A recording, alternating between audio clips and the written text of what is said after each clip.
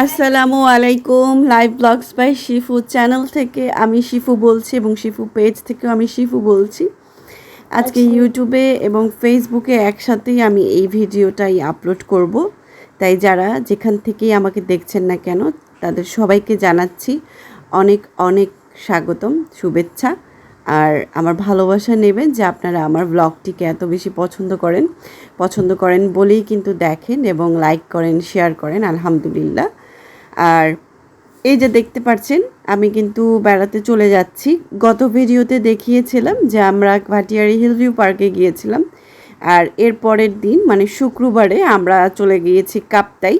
আর এটা হচ্ছে কাপ্তাই যাওয়ার পথে, মাঝপথে আমরা 12টা 12:30 দিকে একটা ব্রেক নিই। ব্রেক বলতে চায়ের নেশা।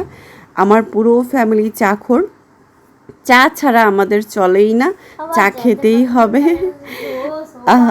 আমার ছেলেটা বলতেছে জায়গাটা অনেক জোস, আবার যেতে পারতাম। তো আমরা তো প্রায়ই যাই কাপ্তাই, আমরা অনেকবার গিয়েছি কাপ্তাই। আমার কাপ্তাই যাইতে পাহাড়ের রোড আমার অনেক ফেভারিট। পাহাড়ের রোডে তার অনেক ফেভারিট, পুরো মায়ের কপি। আরো জোস লাগে, সে হচ্ছে মায়ের কপি, পাহাড় তার খুব পছন্দ।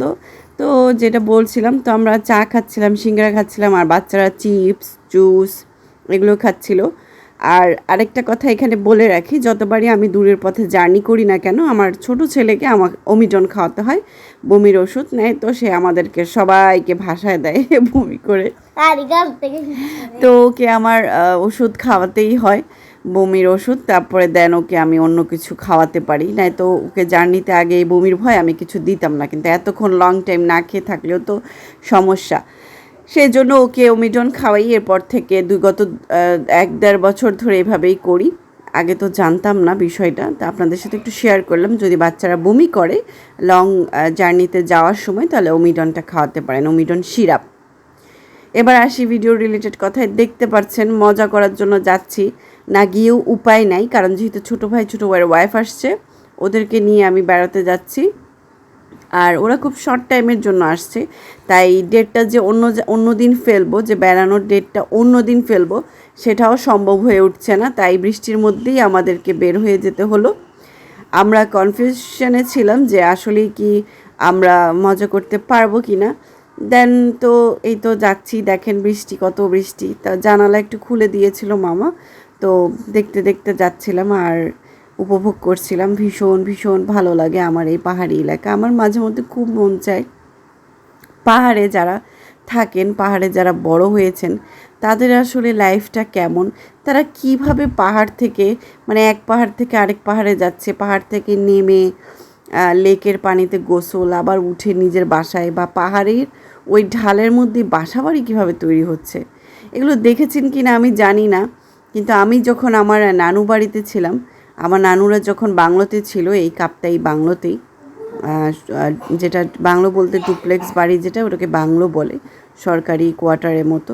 তো ওই দোতলা ওই ঘরগুলোতে যখন ছিলাম, তখন ওই বাসার ছাদ থেকে, 3তলার ছাদ থেকে দেখা যেত এই পাহাড়ে পাহাড়ে ছোটো ছোটো ছোটো ছোটো বাসা করে রেখেছে তারা, এইভাবেই থাকে। আর ভীষণ মানে আমার কৌতূহল যে কীভাবে বাস করে, কীভাবে থাকে দেখার। আমি কখনো দেখিনি, বাস্তবে দেখার খুব ইচ্ছা। আর ভালো লাগে সব কিছু এক্সপ্লোর করতে, কিন্তু ভালো লাগে, একটা অন্যরকম মজা লাগে। তো প্রথমেই আমরা কাপ্তাই থেকে চলে এসেছিলাম, এটা মেবি পার্ক ভিউ ক্যাফে, নামটা আমার একদম খেয়াল নাই। এটা পার্ক ভিউ ক্যাফে পিকনিক স্পটটাই হবে, নামটা ভুল হতে পারে, ক্ষমার দৃষ্টিতে দেখবেন, আমার ঠিক মনে আসছে না। তো প্রথমেই এখানে যাই আমরা। এখানে আমার হাজব্যান্ড আর মামারা ওরা নামাজ পড়তে যায়, পুরুষরা। আর আমরা এখানে আমি বাচ্চাদেরকে নিয়ে কিডস জোনে মজা করছিলাম, এই তো। আর ওদেরকে রেইনকোট পরিয়ে দিয়েছিলাম, কারণ হচ্ছে যেহেতু বৃষ্টি হচ্ছিল, তাই রেইনকোট পরিয়েই রেখেছিলাম। আর এই যে কাপ্তাইয়ের যে লেকটা দেখতে পাচ্ছেন, এটার ভিউটা অসাধারণ। আমি ভিডিওতে কতটুকু বোঝাতে পারছি জানি না। বৃষ্টি কিন্তু পড়ছে, এবং পানির স্রোতটা যদি দেখাতে পারতাম, মানে এখানে কিছু একটা পড়লে এটা থাকবে না, মানে মানে মুহূর্তের মধ্যে এটা চলে যাবে, এত বেশি পানির স্রোত ছিল, এত বেশি। বাঁধ খুলেও দিয়েছিল, কারণ বিপদসীমার উপরে নাকি পানি উঠে যাচ্ছিল, তাই কয়েকটা বাঁধ খুলে দেওয়া হয়েছিল কাপ্তাইয়ের। তো দেখছিলাম, আর পানির স্রোতের দিকে আমি তাকিয়েছিলাম আর ভাবছিলাম যে আল্লাহ, পানি দেখলে এমনি ভয় লাগে, মানে চিন্তা করছিলাম যে এখানে কিছু পড়লে শেষ শেষ শেষ শেষ। তো আচ্ছা, এই যে river view cafe, park view না, সরি রিভার ভিউ, এ তো নামটা দেখে আমার এখন মনে পড়লো, এটা river view cafe, river view picnic spot. এটা হচ্ছে কাপ্তাইয়ের প্রশান্ত থেকেও ছাড়িয়ে আরও সামনে, প্রশান্ত যে পিকনিক স্পট আছে ওটা থেকে আরও সামনে। আর এই যে আমি দোল খাচ্ছি, এই জায়গাটায় দোল খাচ্ছি আর উপভোগ করছিলাম ওয়েদার, প্রকৃতি, সব কিছু। ভীষণ ভালো লাগার জায়গা, আমি আপনাদের বুঝাইতে পারবো না আমার কি ভালো লাগার জায়গা এটা। আপনারাও যারা মানে আমার ভিডিও দেখছেন যাওয়ার চেষ্টা করবেন, আর যারা গিয়েছেন অলরেডি তাদের তো বলার কিচ্ছুই নাই, তারা অলরেডি জানেন যে কাপ্তাইয়ের ভিউটা কত সুন্দর, কাপ্তাই লেক ভিউ, কাপ্তাইয়ের যে পাহাড়গুলো, এগুলো দেখার একটা ভিউ, রাস্তাঘাটের একটা ভিউ, এগুলো মানে মন শান্তি করে দেওয়ার মতন। আমরা যে আমাদের দৈনন্দিন লাইফে যে একঘেয়েমি লাইফটা কাটাই, এই যে জব, বাসা, সংসার, বাচ্চা, আত্মীয় স্বজন, সব কিছু থেকে বের হয়ে একটু যে রিল্যাক্স হওয়ার জন্য আমরা প্রকৃতির সাথে মিশে যাই, এটা আমাদের প্রত্যেকেরই কিন্তু দরকার, সবার দরকার, আমাদের আসলেই দরকার। আর এমন একটা সময় বের করে আমাদের আসলেই নিজেদেরকে একটু সময় দিতে হবে, হোক না সেটা ফ্যামিলির সাথে। অনেকে দেখবেন নিজেরা মানে হাজবেন্ড দেখা যায় কি বউকে ছাড়াই ঘুরতে চলে যাচ্ছে, নিজের মন মতো ঘুরছে। আবার অনেকে দেখবেন যে ফ্যামিলি নিয়ে ঘুরতে পছন্দ করে, ফ্যামিলি ছাড়া কোথাও যেতে পছন্দ করে না। চেষ্টা করবেন আপনার ওয়াইফ যে, সেও কিন্তু আসলে মানুষ, তারও কিন্তু খারাপ লাগে বাসার মধ্যে সব কিছু একঘেয়েমিভাবে করতে, একঘেয়েমিভাবে থাকতে, বাচ্চা নিয়ে সবসময় সামলাতে, তারও কিন্তু খারাপ লাগে। চেষ্টা করবেন তাকে একটু এই বিষয়টা একটু খেয়াল রাখবেন যে তাকেও ঘোরাতে নিয়ে যাবেন। আমার হাজব্যান্ড আমাকে চেষ্টা করে সময় দেওয়ার, সব সময় চেষ্টা করে যে মানে আমাকে নিয়ে যেন সে বাকি দিনগুলো উপভোগ করে, ঠিক আছে? তো এটা আমার জন্য ব্লেসিংস, আলহামদুলিল্লাহ। সে নিজের মতো করে চিন্তা করে না, বা চিন্তা করতে চাইলেও আমি আসলে দেই না। আমি বলি না তুমি একা কেন ঘুরবে, আমাকেও নিবে। যদিও কখনো ও বলে নাই, ওই দুষ্টামির ছলে মাঝে মধ্যে বলে বসে যে সবাই তো যায়, আমিও যাই, আমি যাই না, আমি যাই না। আমি বলছি তাই, আচ্ছা যাও যাও। তারপর বুঝে যায় যে না বাবা, যাওয়া যাবে না। তো না, এমনিতে ওর মধ্যে ওই জিনিসটা নাই। ওর ফ্রেন্ড সার্কেল বলতে খুব লিমিটেড। ও ফ্রেন্ড বলতে একদম কাছের যে ফ্রেন্ড আছে সেও আসলে ফ্যামিলি পাগল, সে নিজেও তার ওয়াইফকে ছাড়া কখনো যায় না। তো ওই জিনিসটাই আসলে ওরা মেনটেন করে যে ফ্যামিলি ভাই, ফ্যামিলিকে ছাড়া অন্য কিছু চিন্তা করা যাবে না।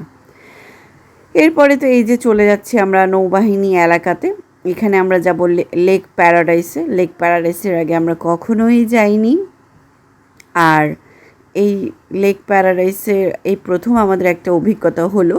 তবে একটু চলুন আমি দেখাচ্ছি আপনাদেরকে লেক প্যারাডাইসটা কেমন।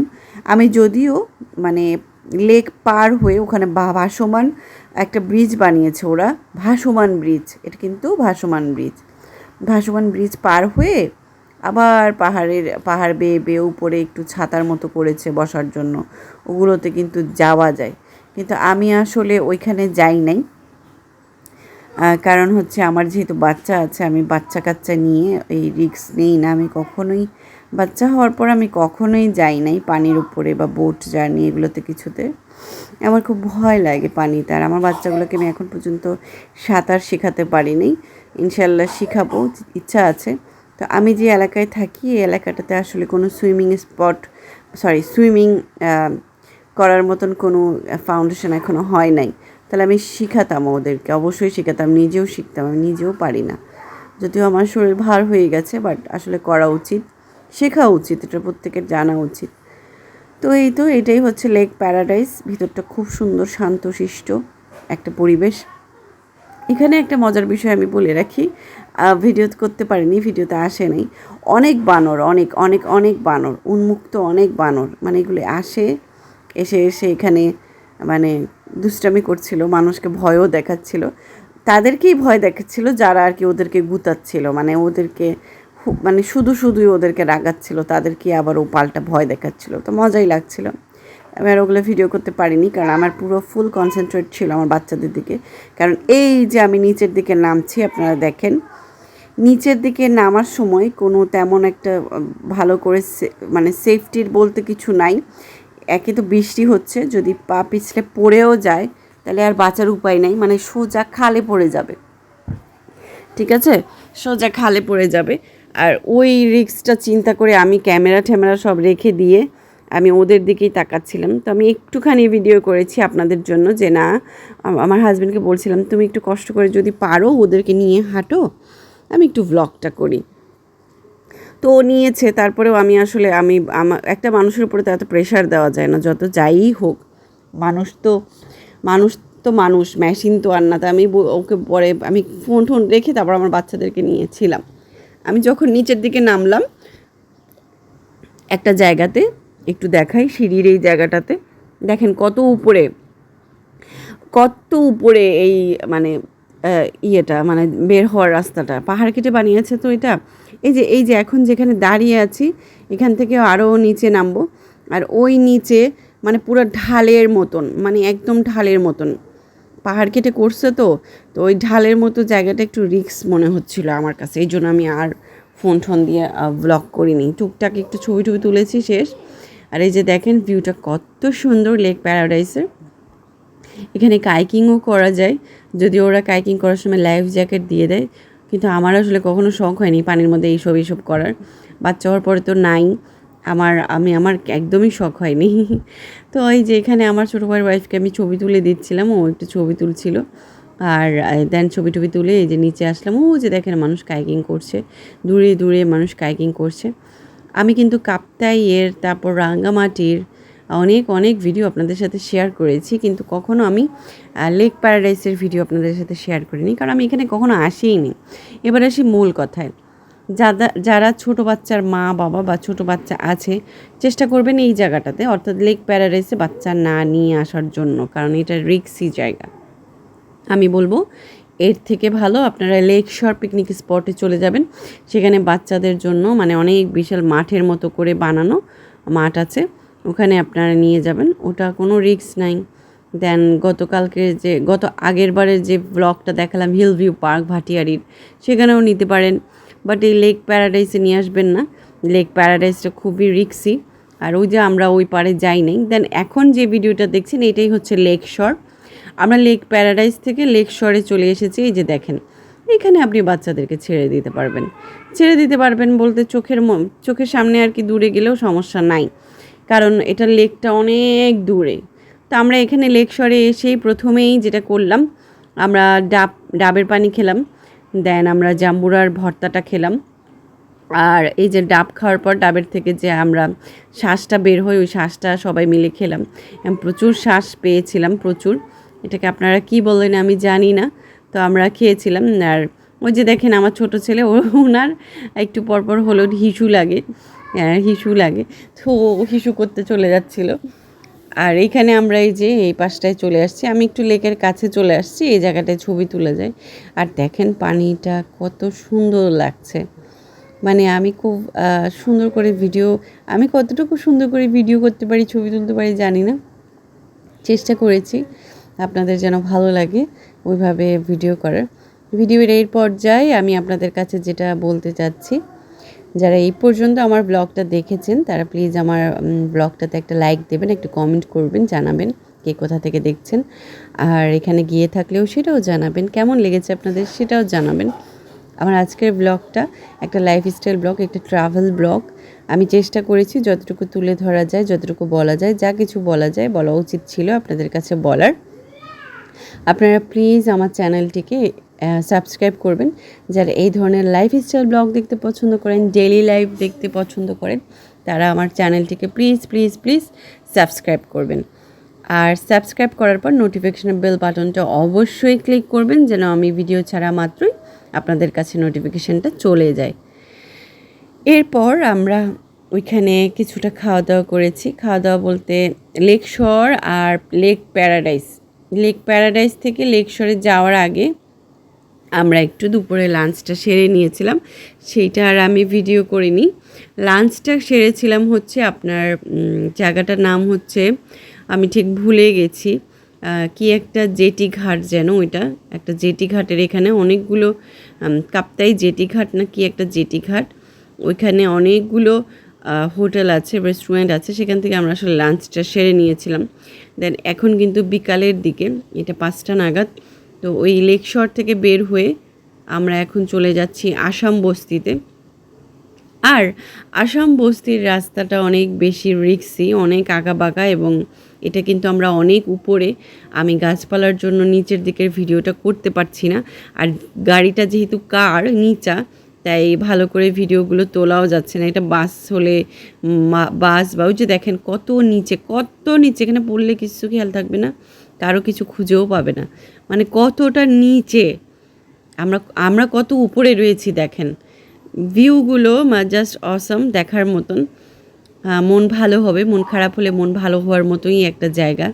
আমি এখানে বাইরে থেকে ভিডিও করছিলাম, আর পাহাড়িদের কথা চিন্তা করছিলাম যে তারা কিভাবে এখানে থাকে। তারা আসলে এই যে জন্মের পর থেকে এই যে পরিবেশটার সাথে যে মানিয়ে নিয়েছে, আমরা কিন্তু জীবনেও পারবো না। আমি মানে সবচেয়ে বেশি চিন্তিত ছিলাম তাদের চিকিৎসাটা নিয়ে। মানে ওরা এই পাহাড়ে থেকে কিভাবে বাচ্চাকে কেয়ার করতেছে। বাচ্চার যদি খিঁচুনি হয় তাহলে কিভাবে যাচ্ছে, হাসপাতাল তো অনেক দূরে। বাচ্চার যদি জ্বর হয়, বাচ্চার যদি ইমার্জেন্সি গলায় কিছু আটকে যায়, তাহলে কেমনে করছে এগুলা? এত দূরের পথ এই পাহাড়ের মধ্যে কিভাবে সার্ভাইভ করে? মানে আমি শুধু দেখছিলাম, আর আমার মনের মধ্যে মানে অনেক রকমের প্রশ্ন আসছিল যে কেমনে সম্ভব, কিভাবে করে, কিছুই মানে অনেক কিছু ভাবছিলাম। দেন এই তো ভিডিও করতে করতে যাচ্ছি, ভাবছি, আবার ওদের সাথেও কথা বলছি। আমার খুব মানে খুব এই জিনিসগুলো আমার খুব দেখার ইচ্ছা, আসলে আমার পাহাড়িদের জীবনযাপনটা কেমন খুব দেখার ইচ্ছা। আসাম বস্তির এখানে চলে যাচ্ছি, আর ওইখানটাতে একটা ফেমাস চটপটি পাওয়া যায়। ডাবলিগুলো খুব মানে ওরা জানি কীভাবে বানায় পাহাড়িদের হাতের এই চটপটিটা। এটা আমি আনফর্চুনেটলি সেদিন খেতে পারিনি, কারণ আমরা যাওয়ার আগেই সব কিছু শেষ হয়ে গেছে। আর ওরা একটা লিমিটেড ভাবে ওই খাবারটা তৈরি করে, চটপটি বলেন যাই খাবার বলেন, ওগুলো একটা লিমিটেডভাবে ওরা তৈরি করে। আর সেই দিনের জন্য এগুলো সব শেষ হয়ে গেছে। কি করব, লাক আর কি। তো শুধু চা ছিল, আমরা শুধু চা খেয়েছি, ওই দেখা গেছে আবার বিস্কিট খেয়েছি। প্রচণ্ড ক্ষুধা লেগেছিল, কি করব, কিছু করার ছিল না, রিজিকে ছিল না। ওইখান থেকে আমরা দেন অনেকক্ষণ বসে একটু চাঁদের ভিডিও করে, এখানে থেকে চাঁদটা দেখতে অনেক সুন্দর লাগছিল, এই ভিডিওগুলো করে বাসায় চলে যাই। সেদিন আবার মামার বাসায় দাওয়াত ছিল, দাওয়াতেরও ভিডিও করতে পারিনি, সো মাচ টায়ার্ড ছিলাম। কারণ আমার যেহেতু স্কুল খোলা ছিল, পরপর 2 দিন বেড়ানো হয়েছে, বাচ্চাকেও সামলাইতে হয়, সব কিছু মিলিয়ে আমি খুবই টায়ার্ড ছিলাম। তো মামার বাড়িতে গিয়ে আর কোনো ভিডিও করতে পারিনি, করা হয় নাই। দেন এই যে এখানে এই জায়গাটাই হচ্ছে আসাম বস্তির ওই চটপটির জায়গাটা। এখানে প্রচুর ভিড় হয়, প্রচুর। আমরা যখন গিয়েছি তখন ন্যূনতম মনে হয় 100টা বাইক ছিল, 100টা বাইক। মানে বাইকাররা এভাবে এসে খাওয়া দাওয়া করে, মানে আমি অবাক। চা বানায় যে, এটা মনে করেন মানে আমি কখনো ভিডিও করলে, এর পরের বার ভিডিও করলে আপনাদেরকে শেয়ার করব। চা বানাচ্ছে যে মুড়ির মতো চা চলে যাচ্ছে, মানে এইভাবে ওরা সেল করে, মাশাল্লাহ। আর ওদের চটপটিটা অসম্ভব মজা, চেষ্টা করব নেক্সট আপনাদেরকে দেখানোর। এটা আসাম বস্তির খুব ফেমাস একটা দোকান, এখানে খুবই মজার চটপটি এগুলো পাওয়া যায়। ভিডিওর একদম শেষ পর্যায়ে চলে এসেছি। আজকের ব্লগটা এই পর্যন্তই। সবাই ভালো থাকবেন, আল্লাহ হাফিজ, আসসালামু আলাইকুম।